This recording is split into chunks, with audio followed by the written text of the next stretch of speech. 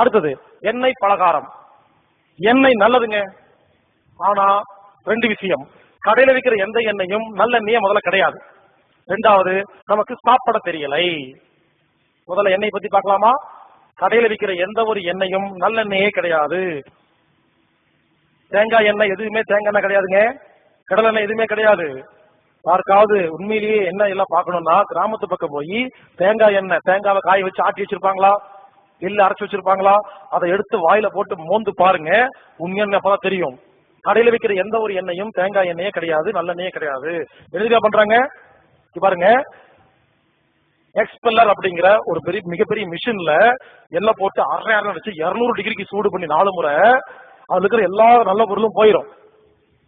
அதாவது அது கொடுத்தாலும் பரவாயில்ல, அதுல 1 லிட்டருக்கு 350 மில்லி லிட்டர் லிக்விட் பாரஃபைன் அப்படிங்கிற ஒரு பெட்ரோலியம் பை ப்ராடக்டா ஆட் பண்ணா மட்டும்தான் நீங்க சொல்ற அந்த விலைக்கு கடையில வாங்க முடியும்.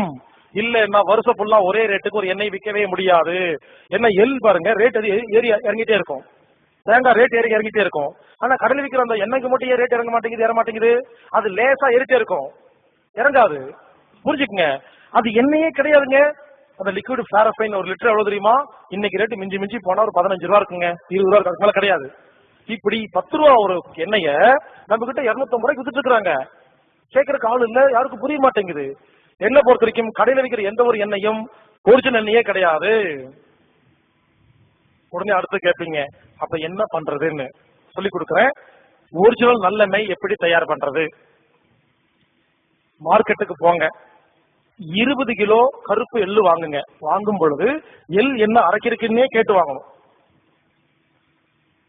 பாருங்க, 5 கிலோ 2 கிலோ வாங்கிடாதீங்க, அது அவ்வளவு ஒரு மிஷின்ல போட்டா எங்க இருக்குன்னே தெரியுது, அரைக்காது. குறைஞ்சது 20 கிலோ வாங்கிட்டு போகணும், அந்த மிஷினை பொறுத்து இருக்கு. அதை 2 நாள் வெயிலில் காய வைக்க வேண்டும். அப்புறம் குப்பையெல்லாம் எடுக்க வேண்டும். 20 கிலோ கருப்பு எள்ளுக்கு 1 கிலோ பனங்கற்பட்டிய ஒன்னு சேர்த்து கொண்டு போகணும், உள்ள போட்டு கலந்து கொண்டு போக கூடாது. 20 கிலோ கருப்பு எல்லாம் தனியா ஒரு பக்கெட்ல கொண்டு போங்க, 1 கிலோ பனங்கற்பட்டி தனியா கொண்டு போங்க. அந்த மிஷின்ல 2ஐயும் போட்டோம்னா அது அரைக்குங்க. இந்த பனங்கற்பட்டி எதுக்குன்னு கேட்டா, வெறும் எல்லை போட்டா மிஷின் அரைக்காது, அது பனங்கற்பட்டி போட்டா மட்டும்தான் அரைக்கும். அந்த காலத்துல மரச்செக்கு இருந்துச்சு, மாடு வச்சு அரைச்சாங்க, வாகை மரம் சொல்லுவாங்க. அந்த மரத்தால் அரைக்கப்பட்ட அந்த எண்ணெய் தான் கோல்டு பிரஸ் ஆயில். அது மிக சூப்பரான ஆயிலுங்க, அதை விட உலகத்துல மருத்துவ குணம் ஆயிலே கிடையாது. அப்புறம் கொஞ்ச நாளுக்கு அப்புறம் ஆச்சு, மாடு எல்லாம் போய் 2 HP மோட்டர் யூஸ் பண்ணாங்க. அதுக்கப்புறம் ஆச்சு ரோட்டரின்னு சொல்லிட்டு இரும்பு மிஷின் வர ஆரம்பிச்சிருச்சு. இப்ப எக்ஸ்பிளர் சொல்லி அது பயங்கரமான மிஷின் ஆகி போச்சு. சோ எந்த அளவுக்கு மேல மேல போகுதோ, எந்த அளவுக்கு சூடு அதிகமாகுதோ அவ்வளவு கெட்டது. ஆனா பரவாயில்லைங்க, அப்படி சூடு அதிகம் பண்ணி கொடுத்தாலும் நான் பரவாயில்லன்னு தான் சொல்றேன், அதையும் கொடுக்க மாட்டேங்கிறானுங்க, அதுலயும் கொண்டு போய் பெட்ரோல் கலந்து விட்டுறானுங்க. அதனால நான் சொல்ற மாதிரி 20 கிலோ கருப்பு எல்ல வாங்கி வெயில்ல காய வச்சு குப்பை எடுத்து 1 கிலோ பனங்கற்பட்டி கலந்து கொண்டு போய் மிஷின்ல கொடுத்தீங்கன்னா கண்ணு முன்னால அரைச்சு கொடுப்பாங்க பாருங்க, அந்த எண்ணெய் ஒரிஜினல் நல்லெண்ணெய். உடனே அடுத்து கேட்பீங்க, அந்த மிஷின் எங்க இருக்குது? அந்த மிஷினை கண்டுபிடிக்கிறது ரொம்ப சுலபங்க, எல்லா ஊர்லயும் இருக்குது, வெளியே தெரியாது. நீங்க என்ன பண்ணுங்க, அரிசி மாவு கோதுமை மாவு அரைக்கிறாங்க இல்லையா, அந்த மிஷின் தெரியும் இல்லையா, அந்த மிஷின் வச்சிருக்கிறவங்க போயிட்டு கேட்டீங்கன்னா அவருக்கு மட்டும் கண்டிப்பா தெரியும், தெரியாம இருக்கிற வாய்ப்பு இல்லை. அவர் கேட்ட சொல்லுவாங்க, இல்ல வீட்டுக்குள்ள மறைச்சு வச்சிருப்பாங்க, அந்த மிஷினை வெளியே காட்ட மாட்டாங்க. ஏன் தெரியுங்களா? அந்த மிஷின்ல அரைக்கும் பொழுது நீங்க 20 கிலோ கொடுப்பீங்களா, அதை அரைச்சிங்கன்னா ஒரு 9 லிட்டர் 10 லிட்டர் வருங்க. கண்ணு முன்னால அரைச்சு கொடுத்தா எல்லாத்தையும் வாங்கிட்டு போயிருவீங்களா? அதனால உள்ள வச்சுட்டு அரைச்சிட்டு 2 லிட்டர் திடீர்னு வந்து கொடுப்பாங்க. அதுக்காக அந்த மிஷின் எல்லா இடத்துல இருக்குது, தேடி கண்டுபிடிங்க. இந்த மாதிரி எண்ணெய் அரைச்சு அந்த எண்ணெய் எடுத்துட்டு வந்து 1 நாள் வெயில்ல காய வைக்கணும். அதுக்கு கருப்பா இருக்கிறதெல்லாம் கீழே செட்டில்மெண்ட் ஆயிரும். மேல் இருக்க எண்ணெய ஒரு டப்பால போட்டு ஒரு பனங்கருப்பட்டி அதுக்குள்ள போட்டு வச்சீங்கன்னா 6 மாசம் 1 வருஷத்துக்கு கெடாது. இதுதான் உலகத்துல சூப்பரான எள்ளெண்ணெய். இதை மட்டும் வீட்டுல பயன்படுத்தி சமையலுக்கு, குளிக்கிறதுக்கு, இட்லி பொடி தொட்டுக்கிறதுக்கு எல்லாத்துக்கும் பயன்படுத்தி பாருங்க. நம்ம உடம்புக்கு தேவையான எல்லா கால்சியம், அயன், சோடியம், மினரல் எல்லா தாது பொருளும் கிடைக்கும்.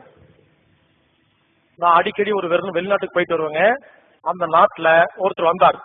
அந்த நாட்டுக்கு எப்பெல்லாம் போறணும் ஒரு 500 பேர் 1000 பேர் வந்து உட்காருவாங்க நான் பேசுறத கேட்கறதுக்காக. ஒவ்வொரு தடவை போகும்போது ஒருத்தர் வருவார், வந்துட்டு, சார் எங்கிட்ட ஒரு மருந்து இருக்குது, அந்த மருந்து சாப்பிட்டா எல்லா வியாதியும் குணமாகுது, ஒரே மருந்து எல்லா வியாதிக்கும் நிவாரணம் அப்படின்னு சொல்லி காட்டினாரு. சின்ன டப்பாங்க, இன்கு பில்லர் இருக்கு இல்லையா, இன்கு பாட்டில் வாங்க, அந்த இன்கு பில்லர் வச்சு ஊத்தணுமாமா வாயில. டெய்லி காலையில 4 சொட்டை மட்டும் ஊத்தினா போதும், எல்லா வியாதியும் குணமாகுதுன்னு கொடுத்தாருங்க. நான் கேட்டேன், இது என்ன மருந்துன்னு. சொல்ல மாட்டேன், வியாபார ரகசியம். இத்தினூண்டு டப்பால விலை எவ்வளவு தெரியுமா? 7000 ரூபாய் இந்திய மதிப்புக்கு. நான் கேட்டேன், அது எப்படிங்க ஒரு மருந்து எப்படிங்க எல்லா வியாதியும் குணமாகும்? இதுதான் ரகசியம் அப்படின்னு சொல்லிட்டு, இதை மட்டும் நீங்க மக்களுக்கு சொன்னீங்கன்னா மக்கள் எல்லாம் வாங்கி சாப்பிடும் பொழுது உங்களுக்கு 3500 ரூபாய் கமிஷன் கொடுக்குறேன், கோடிக்கணக்கா சம்பாதிக்கலாம்னு ஐடியா பண்ணாரு. நான் மருந்து மாத்திரையே விற்க மாட்டேன்னு கத்துன்னு கத்திட்டு இருக்கேன். எங்கிட்டே ஒரு மருந்தை கொடுத்து விற்க சொன்ன எவ்வளவு கோவம் வரும்? நான் சொன்னேன், அது என்ன மருந்துன்னு சொல்லுங்க, அதை எப்படி செய்யறது நான் சொல்லி கொடுத்துறேன் மக்களுக்கு. இது வேணா செய்யறேன், பொருள் விற்கிற ஐடியா இல்லைங்கன்னு சொன்னேங்க. அவர் ஒவ்வொரு மீட்டிங் கெஞ்சிக்கிட்டே இருந்தாரு. ஒரு நாள் நான் சொன்னேன், எனக்கு ஆசை வந்துருச்சு, அது என்னதான் மருந்துன்னு சொல்லி தர மாட்டேங்கிறாரு. அவர்கிட்ட இருந்து விஷயத்தை கறக்கறக்காக ஒரு பொய் சொன்னேன். ஓகே, அடுத்த இந்த மீட்டிங்ல இருந்து இந்த ப்ராடக்ட் நான் சேல் பண்ணலாம்னு முடிவு பண்ணிட்டேன். ஆனா எனக்கு ஒரே ஒரு ரகசியம், இன்னைக்கு நான் சொல்ல போறேன், இந்த பொருளை வாங்கி சாப்பிடுங்க சொல்ல போறேன். ஆனா எனக்கு நீ என்னன்னு சொன்னா மட்டும் தான் சொல்லுவேன், கேரண்டி வித்து கொடுக்குற அப்படின்ட்டு. அவர் நம்பி தனியா கூட்டிட்டு போய், யாரும் இல்லாதப்போ சொல்றேன், யாருகிட்டயுமே சொல்லக்கூடாது அப்படின்னாரு எங்கிட்ட. சொல்லு, முதல்ல நீ சொல்லு. தெரியுமா சொன்னாரு. அப்படியே அப்படியே உறைஞ்சு போயிட்டுங்க. ஒரிஜினல் நல்லெண்ணெய், அவ்வளவுதாங்க. நான் சொன்ன மாதிரி இந்த மரச்செக்கில் ஆட்டின ஒரிஜினல் நல்லெண்ணெய்ங்க, பியூர். பட் இத்தனோண்டு ஏன் தெரியுமா 7000 கேட்கிறாரு? அது யாரும் தயாரிக்க முடியாது. கஷ்டப்பட்டு தயாரிச்சு இந்த வித்தையை கத்துக்கிட்டு அங்க போய் ஒரு வீட்டுல மிஷின் வச்சு தயாரிச்சு அதை ஊரெல்லாம் விற்கிறாருங்க. நம்ம எல்லாரும் வாங்கி சாப்பிட்டா எல்லாத்துக்கும் எல்லா வியாதியும் குணமாயிருச்சு. அதான் ஆச்சரியத்துல. புரிஞ்சுக்கங்க, நான் சொன்னா யாரும் நம்ப மாட்டீங்க. கொஞ்ச நாளுக்கு அப்புறம் அந்த வெளிநாட்டு கம்பெனி நம்ம ஊருக்கு வந்து கோட்டெல்லாம் போட்டு பவர் பாயிண்ட் வச்சு எல்லாத்தையும் கூப்பிட்டு மல்டி லெவல் பிசினஸ் சொல்லிட்டு, இது அமேசான் காடுகளில் மட்டுமே மிகவும் அற்புதமாக வழிகிற மூலிகை ஏற்பட்டது. இது 25,000 சொன்னா இல்ல பேன் உட்காந்துட்டு அதுல ஒரு 5000 கமிஷன் கொடுத்தா போதும், 5000 கொடுத்தா போதும், உடனே எல்லாம் விற்க ஆரம்பிச்சிருவீங்க. கெட்ட பழக்கங்க. நம்ம ஊர்ல யாரும் சொன்னா கேட்கறது இல்ல. கிராமத்துல போய் பாருங்க, தாத்தா பாட்டி இருக்காங்க இல்லையா, பேரம்பேத்திய காலங்காத்தால கூப்பிட்டு 2 ஸ்பூன் நல்லெண்ணெய் வாயில ஊத்துவாங்க, பாத்துருக்கீங்களா? எதுக்கு? அது மட்டும் வெறும் வயிறு கொடுத்துட்டா அந்த குழந்தைக்கு ஆரோக்கியமா எலும்பு இருக்குங்க, கால்சியம் டிபிஷியன்சி இருக்காது, தைராய்டு நோய் வராது. அப்பெல்லாம் யாரு தாத்தா பாட்டி வாயில எண்ணெய் ஊத்தும் போது தப்பிச்சு ஓடி போய் திலானே தப்பிச்சீங்களோ, இப்ப ரமக்கெட் ஆர்த்தரைட்டிஸ், மூட்டு வலி, முழங்கால் வலி வந்திருக்கும். சோ எள்ளெண்ணெய் ரொம்ப ரொம்ப நல்லது. அதனால எள்ளெண்ணெய் மிஷின் பாருங்க. உடனே கேட்பீங்க, சார் இவ்வளவு சூப்பரா சொல்றீங்களே, அப்புறம் நீங்களே அரைச்சி கொடுத்துறீங்களே, எனக்கு வேற வேலை வெட்டி இல்லை. நிறைய பேருங்க போன் பண்ணி, சார் இதெல்லாம் நாங்க பண்றதுக்கு டைம் இல்லைங்க, நீங்களே பண்ணிருங்க. ஏங்க எனக்கு ஒரு கம்பெனி வைக்க தெரியாது, நினைச்சா நாளைக்கு ஆரம்பிச்சிருவேன். என்ன மாதிரி யாரும் சம்பாதிக்க முடியாது. உலகத்துல அதுக்கு என்ன மட்டும் தான் வியாபாரம் நடக்கும். புரிஞ்சுக்கங்க, எனது நோக்கம் வியாபாரம் கிடையாது, அந்த வேலை பண்றதுக்கு டைம் இல்ல. இப்படித்தான் என்ன பண்றீங்க எல்லாரும். ஒருத்தர் பொறுப்பு கொடுத்தோன்னே நான் இன்னைக்கு சேல்ஸ் பண்ண ஆரம்பிப்பேன், எனக்கு 500 ஆர்டர் வந்துடும், 500 லிட்டரு 200 லிட்டர் தான் இருக்கும். நான் என்ன பண்ணுவேன், லிக்விட் ஃபேர் பண்ணி ஊத்த ஆரம்பிச்சிடும். அப்புறம் புரிஞ்சுக்குங்க, எப்பவுமே அடுத்தவங்க நம்ம தான் கையில் எடுத்துருங்க. அதுக்கு ஒரு ஐடியா சொல்றேங்க. இங்க வந்தவங்க யாரா இருந்தாலும் சமூக சேவை பண்றதா இருந்தா இல்ல பிசினஸ் பண்றதா இருந்தா ஒண்ணு பண்ணுங்க. உங்க ஊர்ல ஒரு எள்ளெண்ணெய் மிஷினை வாங்கி வைங்க, உங்க வீட்டுல போர்டு போடுங்க, ஒரு நோட்டீஸ் அடிங்க. நான் சொன்னேன் இல்லையா, அது அப்படியே எழுதி ஒரு இலவச புக்கு போட்டு ஊரெல்லாம் ஒரு 10,000 நோட்டீஸ் அப்ளை பண்ணுங்க. எள்ளெண்ணெய் சாப்பிட்டா எல்லா வியாதி குணமாகுது, எள்ளெண்ணெய் வந்து நான் சொன்ன மாதிரி எடுத்துட்டு வாங்க அப்படின்னு சொன்னா ஊர் மக்கள் எடுத்து வந்து கொடுப்பாங்களா? நீங்க அரைச்சு கொடுத்த மாதிரி ஆச்சா? உங்களுக்கு தேவை அரைச்சிக்கலாமா? ஒரு சர்வீஸ் பண்ண மாதிரி ஆகுமா? ஒரு பிசினஸ் நடக்குமா இல்லையா? இந்த மாதிரி நல்ல காரியத்தையும் பண்ணக்கூடாது. நானும் சொல்றேன், அப்படி யாராவது உங்க ஊர்ல அந்த மிஷின் வைக்கிறதா இருந்தா நம்ம ஒண்ணு பண்ணலாங்க. இன்டர்நேஷனல் ஒரிஜினல் ஆயில் எண்ணெய் அசோசியேஷன் ஆரம்பிப்போம். ஒவ்வொரு ஊருக்கு அட்ரஸ் மட்டும் போட்டு மொத்தமா ஊரை சப்ளை பண்ணி விட்டுருவோம். அப்ப எல்லா ஊர்லயும் வந்து அரைச்சிட்டு போவாங்க. அரைச்சிட்டு போக கொடுங்க, விற்காதீங்க. இவர் தயவுசெய்து புரிஞ்சுக்குங்க, மீனை பிடிச்செல்லாம் கொடுக்க முடியாது, மீன் பிடிக்க கத்து கொடுக்கத்தான் மட்டும் முடியும். சோ இந்த மாதிரி நான் ஒரு கொள்கை வச்சிருக்கேங்க. இந்த கொள்கையில போனா அது வியாபாரம் இருக்காது, உலகம் மாத்தலாம். நான் விற்க ஆரம்பிச்சா அது வேற மாதிரி போயிடும். சோ எல்லா ஊர்லயும் அவங்க என்ன பண்ணுங்க, அது ஒரு வியாபாரமா பண்ணுங்க, வருமானம் கிடைக்கும், சர்வீஸ் பண்ண மாதிரி ஆச்சு. ஒரு மிஷின் வைங்க, ஊருக்கெல்லாம் எஜுகேட் பண்ணுங்க, நல்லெண்ணெய் கொடுத்துட்டு போங்க, வேலை முடிச்சுது. அவங்களே வந்து அரைச்சு சாப்பிட்டாதாங்க அவங்க சந்தோஷமா சாப்பிடுவாங்க.